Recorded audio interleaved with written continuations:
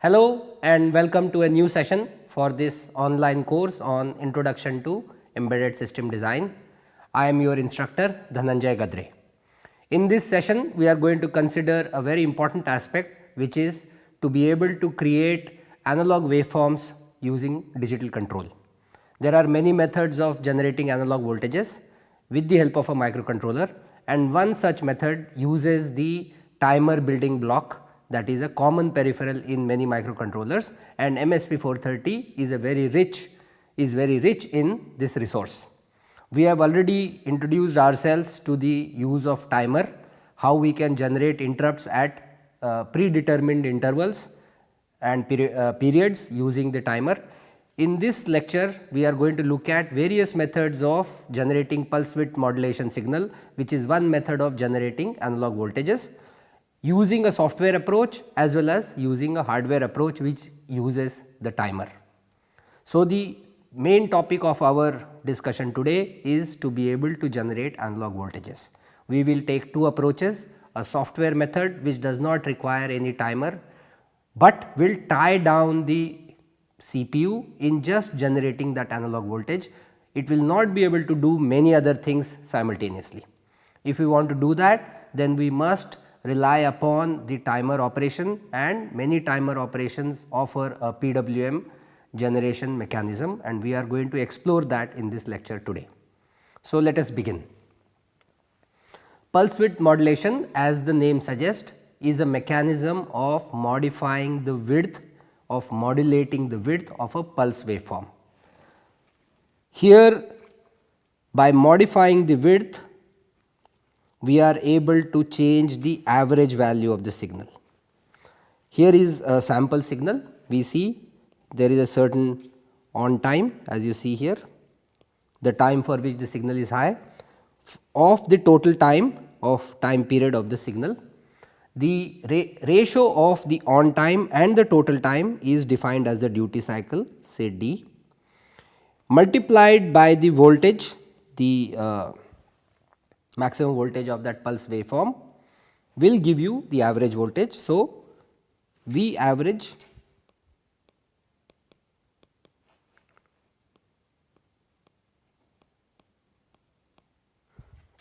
by changing the duty cycle of this waveform, which can go from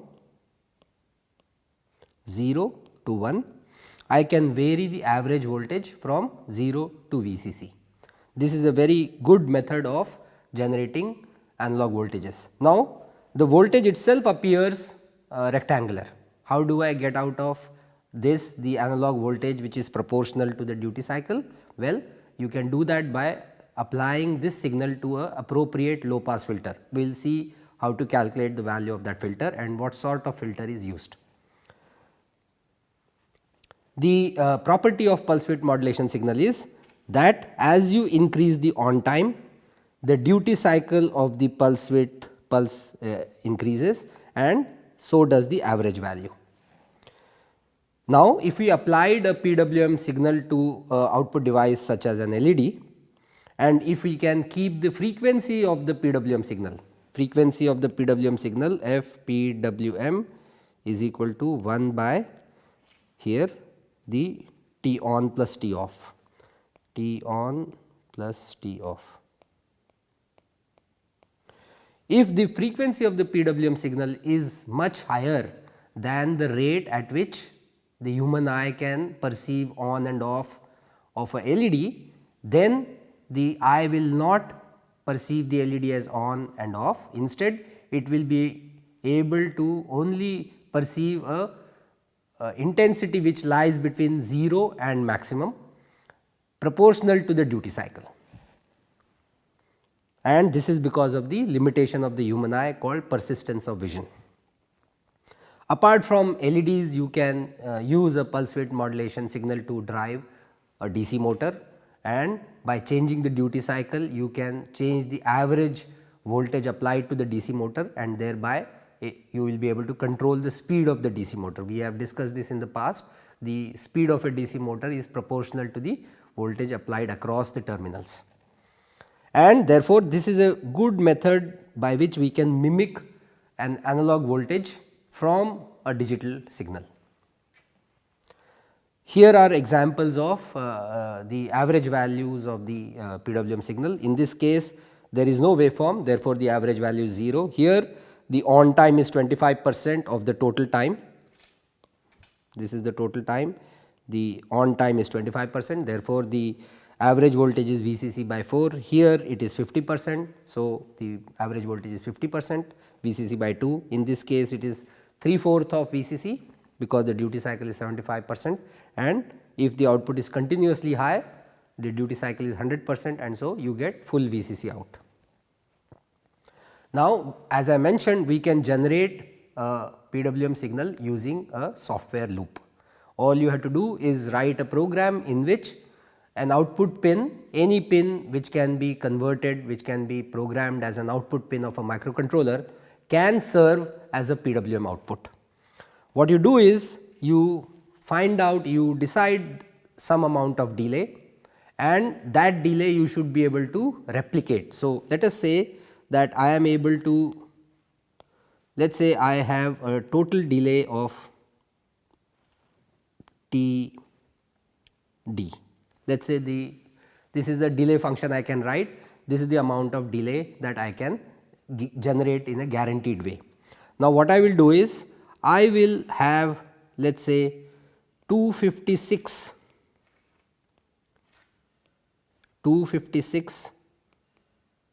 periods of this Td into Td. Now, in this period of 256 into Td, I can choose that the signal, the pin is high for certain period and is low for the rest. Now, if this is some integer multiple n into Td is equal to, is kept at logic 1, and therefore, 256 minus n into Td is the time for which the output is 0, and therefore, I will be able to generate a duty cycle which is equal to n upon 256 is equal to the duty cycle. Now, by changing this n, so I can increase n from this to 256. As the value of n increases, you will see that the duty cycle increases, and because this is being done as a software program, by writing an appropriate value of n, I will be able to change the duty cycle from any value of n equal to 0 to n is equal to 256, and therefore, I get a range of duty cycle which gives me a resolution, that is I am able to resolve the duty cycle of one part in 256.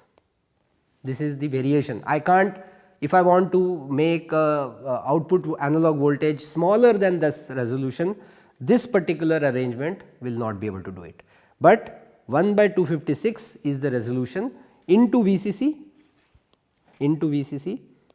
is the kind of minimum voltage that I can generate out of such a waveform. Let us see what kind of program we can write, so that we are able to generate this PWM signal. What we are going to do here is we are going to apply this software generated PWM signal onto the onboard LED of the lunchbox. Therefore, you do not have to make any additional connections. All you do is understand this code, download this code, rebuild it and download it into your lunchbox. When it starts working, you will see that the intensity of the LED increases from minimum to maximum. It goes up, then it falls like this, then it goes up again, and so on and so forth. This is how it will appear. Okay, let's go through this program. Now, here to clarify, I have mentioned that there is large delay. The reason for this large delay is so that when you see this PWM waveform being applied to the LED, you can perceive, you can easily see that the LED intensity is going gradually from minimum to maximum, and then it is decrementing from maximum to minimum in the same, at the same rate. If we want to see this waveform on the oscilloscope, we will make some changes to the code. by reducing the delay time period. So, let us see. The first part of the code is that we have defined, we have hash included the mandatory MSP 430 header file. We have defined our LED to be on bit P1.7. Then we have created this delay function, which is nothing but it goes through a certain amount of loop calling this subroutine where the variable is 50. This gives you certain amount of delay, we will see how much delay it gives you. And then this is the main part of the program, that is all you require. This entire code is able to generate software PWM in which it changes the duty cycle from 0 to maximum and then from maximum to minimum, and it repeats it. And so, the end result is when you download this code on the lunchbox, you will see that the LED on the lunchbox, the intensity of the LED goes from minimum to maximum gradually, and then in the same graduality it drops from maximum to minimum. So, what we have done is we have, as is mandatory when we are not using the watchdog timer, we have turned off the watchdog timer. We have set the LED which is connected, we have set the pin to which the LED is connected, that is P1.7. We have set the direction to be an output pin, and then we enter into a infinite loop here. We have infinite loop. What are we doing in this?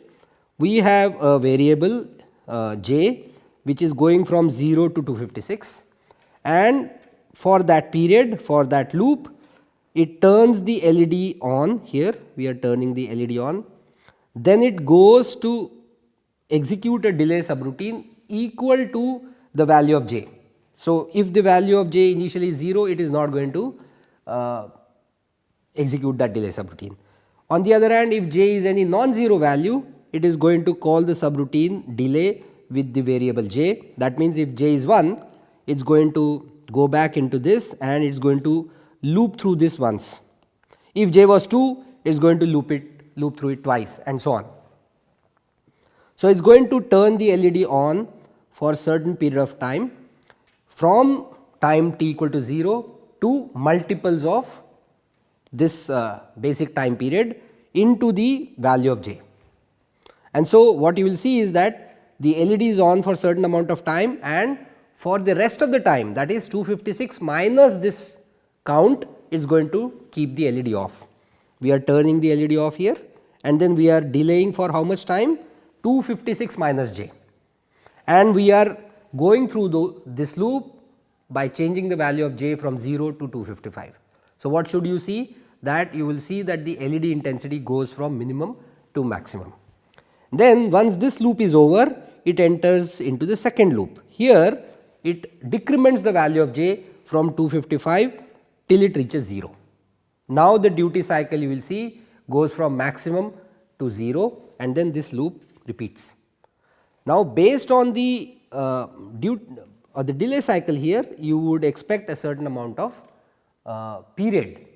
The period of your PWM signal will be 256 into the delay period, delay time period, delay function. This is the basic period of the PWM signal. Now, this is sufficient and suitable if you want to see the intensity of the LED, but if you want to observe it on the oscilloscope, this may be too slow, and therefore, what we have done is we have simply recompiled this code by changing the value of the delay cycle here from 50 to 1. It is still going to call this function x number, total number of 256 number of times for one period, of which certain amount goes for the time when the LED is on and the rest the LED is off, or in this case pin is high and for the rest 256 minus that amount the pin is low.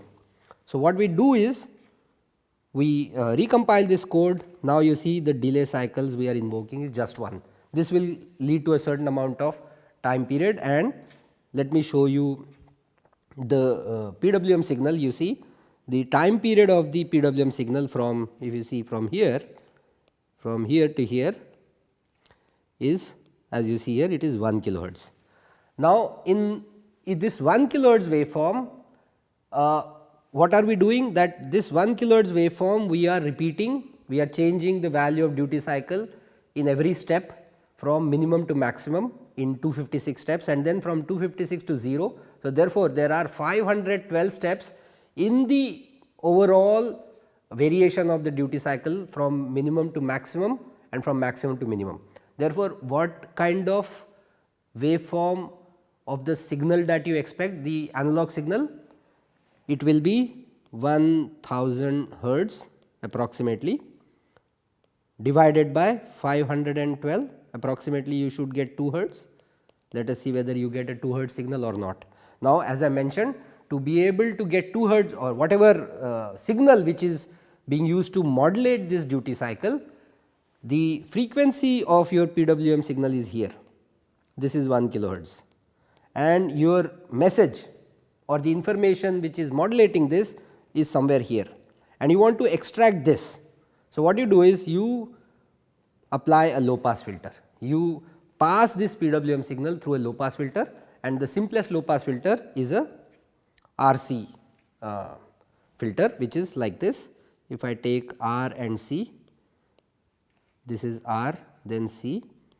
The product of RC, this frequency that comes out of here 1 by 2 pi RC, is the 3 dB frequency equal to, here in this case for 1.5 and 10 microfarad you get 10 hertz, which means in my signal I have something like this. So, this 3 dB is 10 hertz here, but my carrier frequency, that is the PWM carrier frequency, is 1 kilohertz. As you see, it is much higher, and my signal, the signal which is modulating this, is much lower. As I mentioned, we estimate this signal to be 2 hertz. It is very well within the pass band of the low pass filter. So, if I apply a low pass filter to the PWM signal, at this point I should be able to see the signal going from 0 to maximum, back to 0, and so on, and the period of that signal should be what we have predicted to be around 2 hertz. What we did was, we took the output from P 1.7, applied a external R and C. As you see here, this is the resistor here, and this is the capacitor. This is 10 kilo ohm, 1.5 kilo ohm in fact, as you see here, 1.5 kilo ohm resistor and 10 microfarad electrolytic capacitor. The resultant was this frequency, and here is the filtered output, and as you see here, the time period is indeed 2 hertz. That is, the time period from here to here, this is the time period, is 2 hertz, and this matches exactly what we have been saying. The requirement is that there should be large gap between the PWM carrier frequency, that is the frequency of the PWM signal, and the signal frequency which is your message, and once that is there, you can easily filter out the PWM carrier waveform by passing it through a low pass filter. If the difference is not large, then you will need a much sharper low pass filter, which means you will have to increase the order of this filter. Okay. We have already seen this, how the duty cycle goes from in this case 28%, 52% and 72%, but the period remains the same. Period remains the same. Why? The sum of on time and off time is constant. Now, this is a method which uses a program to generate a PWM signal. If we do that, then the microcontroller is unable to do anything else, and so this is very useful only when this is the only thing your microcontroller has to do. But if the microcontroller has to do multiple things while generating a PWM signal, then the only way you can achieve that is by outsourcing, by offloading the job of generating the PWM signal to a peripheral, and in this case a timer is often very useful for doing that. In fact, MSP 430 microcontroller timers have specialized features which allow it to generate PWM. All you have to do is specify the duty cycle that you would want the PWM signal to operate at, the frequency of the PWM signal, and the resolution. You know, you can control all these three things using the hardware PWM feature of MSP 430. Let me repeat, what can you do? You can specify duty cycle,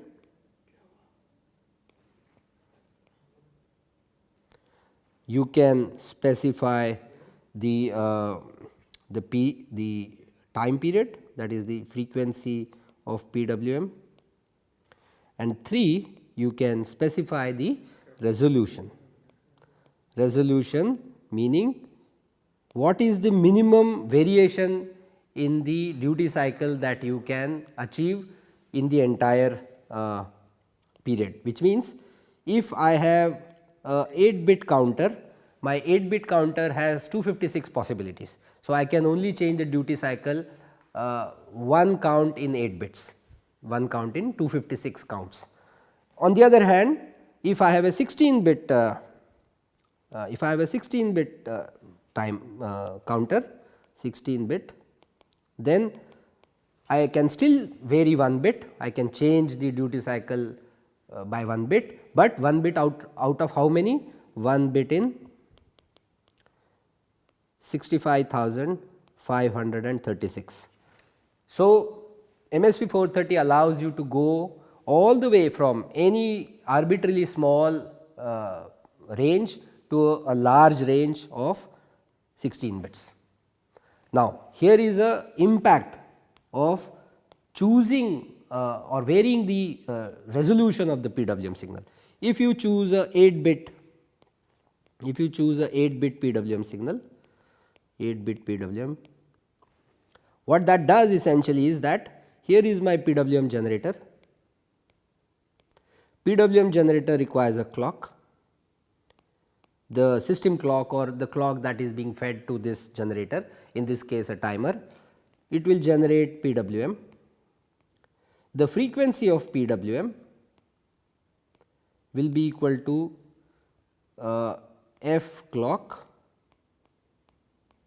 that is the frequency of this clock signal, divided by 2 raised to power n, where you are chosen a n bit PWM.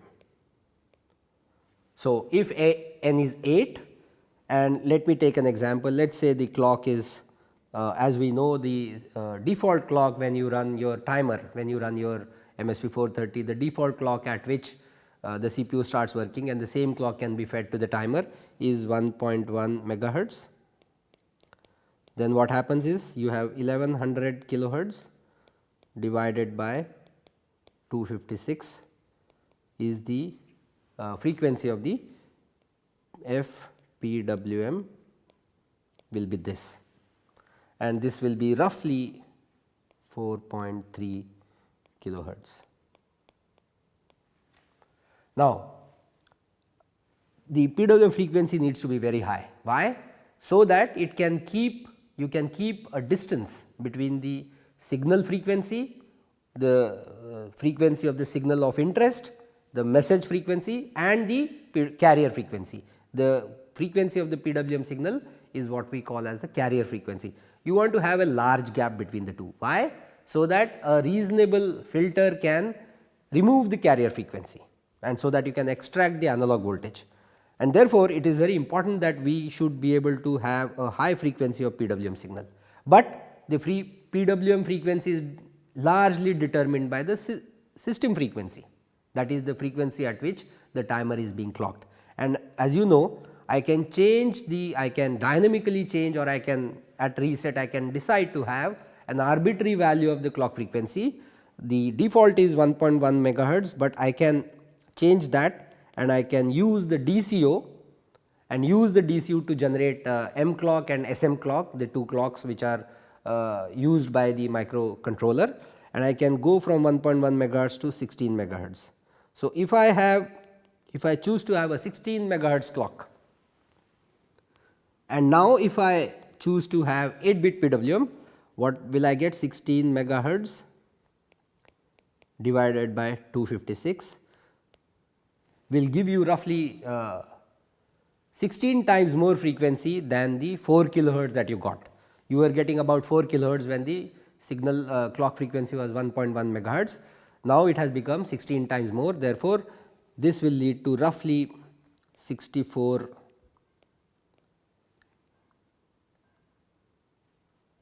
kilohertz PWM signal, FPWM, for 8 bits. Now, if I want higher resolution, let us say I want a 16 bit resolution, then what I can do is I can still choose to have the highest, because I can't go beyond 16 megahertz on the MSP 430, G2553 and G series of microcontrollers, but 16 megahertz divided by 65536, this will roughly give you, let me calculate here for you, it will give you roughly 240 hertz PWM carrier frequency. And so, in many cases this could be sufficient. If not, you can trade the resolution, you can choose to have a low resolution instead of 16, this is a 16 bit resolution, instead of 16 bit resolution you can go for a 12 bit resolution. 12 bit will give you 2 raised to power 12, which is 4096, and therefore, you will get roughly 16 times this frequency, about 3.5 kilohertz PWM frequency. So, you can, using the keeping the constraint of the clock frequency in mind, the system clock frequency in mind, and the resultant PWM frequency, you can choose to have a higher resolution or a lower resolution, but be aware that it is going to impact your carrier frequency of the PWM signal, and if for a given application the carrier frequency is sufficient and suitable, why not, you can choose to have a higher resolution. If not, you can give up the resolution, choose a lower resolution and have a higher frequency of PWM signal. So, let us see how the timer functions, timer modes allow us to generate the PWM signal. For that, please look at this block diagram of the timer. As we saw in a previous lecture on the timer operation, it consists of many parts. The most important part is the timer, which in this case is a 16 bit timer. MSP 430 timers are all 16 bit timers. The source of the clock for these timers can be through many of the input signals, input signal which is available from one of the pins, or a clock which is internally generated. As you see, you can choose the A clock, ACLK, or the SM clock to be the source for the timer, the counting purpose. Now, you also know that the timer has a control register through which you can choose the mode of the timer. There are 4 modes. One, you can stop the timer, you can make it go in the up mode, or you can go it in the up down mode, or you can make it go in the continuous mode. Now, based on that, the timer will go from 0 to the maximum value. If it is the continuous mode, the maximum value is the maximum value of a 16 bit number, which is FFFF. On the other hand, in the other 2 modes, that is the up mode and the up down mode, you have the maximum value that the timer will count up to will be determined by the control capture register R0. All right. So, it is going to go count up to that, and maybe it will come to 0 in the up mode, or from that value it will decrement to 0 1 bit at a time. That depends on the mode of the timer. Now, that timer value is available on the output bits of the timer, 16 bits. They can be compared to a register whose value is in timer compare register R2, or for that matter R1, or it could be captured into this, or it could be compared with a value which is stored in these registers. So, there are 3 channels. Channel 0 is special, but channel 1 and channel 2 can be used to capture the value of the timer, or the captured value could be compared with a value stored in those registers. And using that, in the last exercise when we looked at the timer, what we saw that using this we were able to generate interrupts. So, that we knew from the time that we started the timer, we wanted an interrupt after a certain period of time, and once that interrupt was generated, we restarted the timer and so on. Now, in this case what we are going to do is that we can actually do more actions on the compare functions. Once the value is compared, you can decide what you want to do, and we want to send the compared output to output pins, and this is the way that we will be able to generate a PWM signal.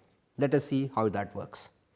So, the timer A output unit has a capture compare block which contains an output unit. Here is the output unit, this part, this is the output unit of the timer. The compare mode is selected when in the timer control register you set the value of CAP equal to 0. If CAP is 1, then it goes in the capture mode. We are going to consider the capture mode in a subsequent lecture. When the timer value is equal to value in the TCCRRX, which is one of the internal signals, the EQUX, meaning if this is TACCR1, then you are going to talk about EQU1 will be set, which affects the output according to the output mode. Similarly, the output unit is used to generate output signals such as PWM using another mode. Each output unit has 8 operating modes that generate signals based on the EQU0 and EQUX signals. EQX here is either 1 or 2. The output modes are defined in the out mode bits in the timer control register. Let us see what are those output modes. Before that, as I mentioned, the timer itself can be operated in 4 modes, and this is programmed in the timer control register. You can stop the timer, you can make it function in the up mode. In the up mode, the timer counts from 0 to a value stored in TACCR0. So, TACCR0 is a very special register. Therefore, that cannot be used in PWM signal generation. R1 and R2, in some cases R2 can also be used. TACCR0 is used to store the value with which the timer value will be compared. In the continuous mode, it will go from 0 to a maximum value that a 16-bit allows, and in the up down mode it will go from 0 to the value stored to this, and then from here it will decrement to 0. And so, in the up mode the waveform is more like this, in the up down mode it is like this. So, you get a sawtooth waveform of comparison in the up mode, and in the up down mode you get a triangle waveform. Here are the output modes. If the out mode bits are 0 0 0, this is called the output mode, and the out signal will be immediately available on that pin. You can have the set mode, you can have toggle reset, but the one that we are interested in is the combination which is 1 1 1, in which the bit is reset to 0 and then is set to 0. When is it reset? The output is reset when the timer counts to the value stored in this, and this is for example TACCR1, and it is set when the timer counts to value stored in TACCR0. So, using TACCR1 and TACCR0, using this mode which is the reset set mode, you will be able to generate a PWM signal. So, let us look at that, what happens. So, you have chosen the up mode in which the value is going to go from 0 to the value stored in TACCR0. When it matches the value of TACCR1, here this is the 7th mode, the output toggles, and then when it reaches this value it is set. So, it is going to remain high for the time, for the count stored in TACCR1, and for the rest of the time it is going to become 0. Therefore, by changing the value of the count stored in TACCR1 of any number from 0 to TACCR0, you are able to change the duty cycle from 0 to 100%. The TACCR0 itself can be modified, and if you modify it, it will change the period, overall period of the PWM signal, and that is what one means when you say that you are able to change the resolution. So, if I choose TACCR0 value to to be the maximum value, that is 65536, the resultant resolution will be 16 bits. On the other hand, if I set TACCR 0 to 256, that means the resolution of the PWM signal will be 8 bits. We are going to use this mode, we are going to load values in the TACCR 0 and TACCR 1 register appropriately to generate similar waveforms that we generated in the software PWM mode. Now, if you want to use the timer for PWM, the output signal can be routed on any given pin. In this case, we will route the pin on this P1.6, that is TA 0.1, and let us see how we do that. These are the pins which are associated with the timer A0, input and output pins. We are interested in this. We are going to use CCR1. Here we are going to store the value which will determine the frequency of the PWM signal, and this will give us output on P1.6. You can also route it to P2.6 or you can route it to P1.2. You can do that.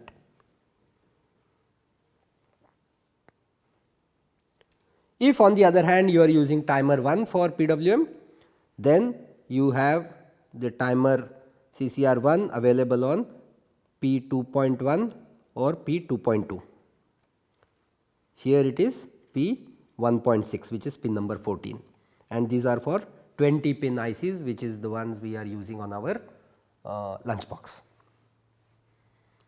Now, to be able to tell the microcontroller, because you see you are going to use P1.6, which is otherwise a input or output pin, it is port 1 bit 6, you want to use it for timer function, that is PWM function. So, you must tell the control registers associated with the port 1 that you want to use this pin as a PWM signal, and for that what we are going to do is, for this pin we are going to invoke this function. So, in the P1 dir register it is 1, so that it is an output.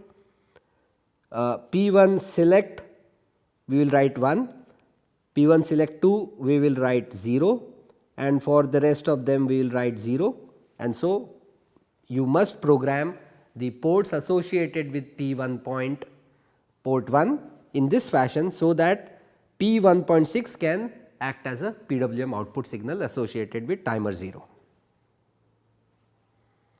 These are the registers associated with timer A. We have already seen that in the previous lecture. So, I am not going to repeat that. You will see it when we look at the code. Now, to use the PWM signal using a timer, you have to do various steps. You have to configure the timer in up mode. The timer value goes from 0 to the value stored here and it repeats. In up mode, the up mode is selected by ORing this is a mask to the timer control register. Another step, the value of this is filled and this will determine the frequency or the period of the PWM signal, and then you write a value in the CCR1 which will decide the on time, that is the duty cycle of the PWM signal. And last but not the least, you must tell the port that you want to route the output signal, you want to select the output mode 7 and you want to route it into the P1.6 pin. Now, here is an example what will happen, that when the counting starts, the output will become high and it will remain high till the counter value reaches TACCR1. Then it turns low and it remains low till it reaches the value of TACCR 0, and then this cycle repeats. Now, as you can see, if I increase the TACCR 0 value, it is going to increase the period, but it will give me higher resolution. If I reduce it, it will reduce the period, meaning it will increase the frequency, but it will also reduce the resolution.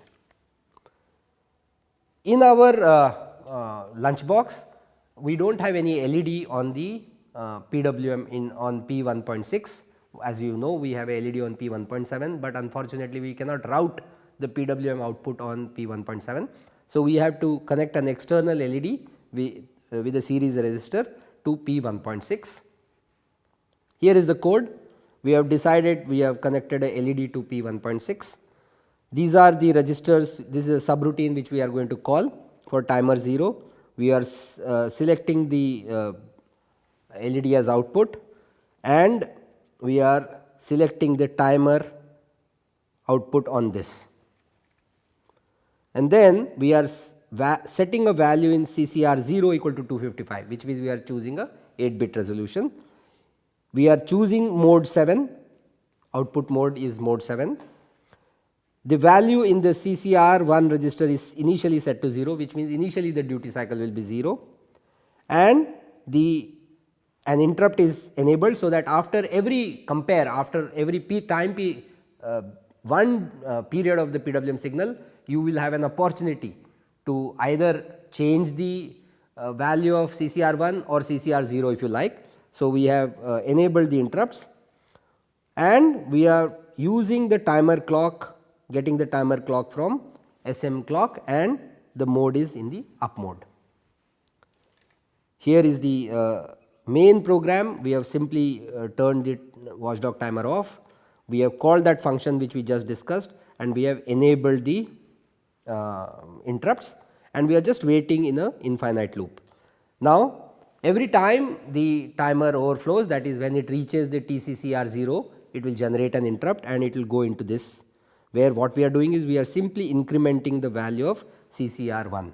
And so, CCR1, as we saw, CCR1 started with 0, it will keep on incrementing because of this, but the moment it reaches 256, we want to make it 0. So, if after incrementing the value is 256, make the value of CCR1 equal to 0, which means the value of CCR1 will go from 0 to 255, and when it is 0, the duty cycle will be 0, when it is 255, the duty cycle will be 100%.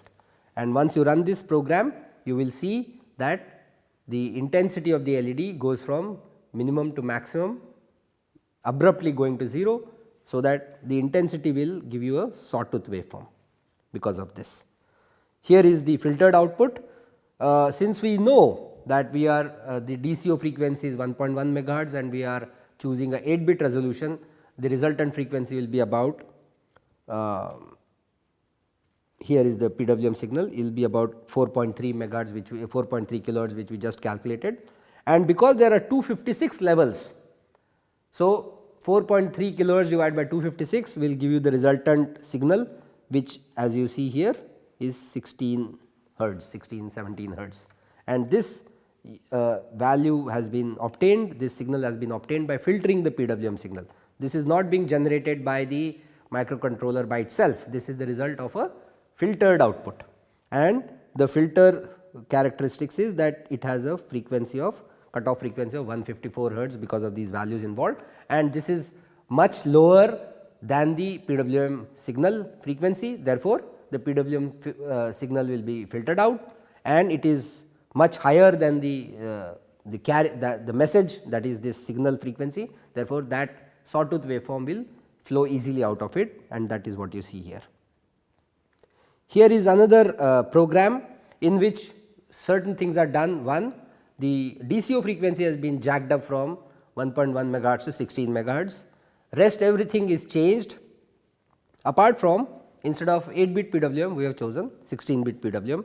I strongly recommend you go through this program and see the output. Now, you see, because the 16 megahertz frequency was used, divided by 65,536 will give you a PWM, basic PWM frequency of just 236 hertz, and this, if you further divide by, if you are going to change the duty cycle all the way from 1 to 65,536, will give you a frequency which is 236 hertz divided by 65,536 will give you a very, very small frequency, and that what you can see here.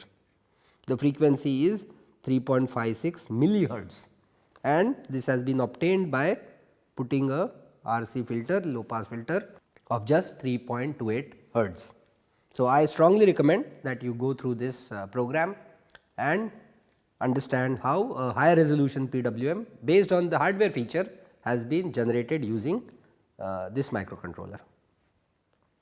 I thank you for listening to this. I hope it opens your mind as to how digital signal of the type called PWM can be used to generate analog waveforms. You can use the same feature and generate arbitrary waveforms. You can create sine waves, you can create cosine waves, you can create sine and cosine together, something like this. Suppose I want a sine wave here and I want a cosine wave, say something like this. So, this is 0 and this goes, let me draw it again.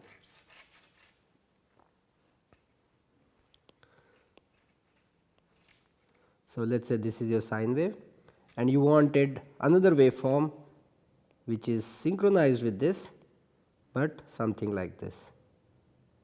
So, you can easily create two waveforms which are matched, locked to each other using under the control of the microcontroller. You can easily do that using a PWM function. I am going to put up some exercises for you, so that you are able to generate such waveforms using the PWM function. Thank you very much.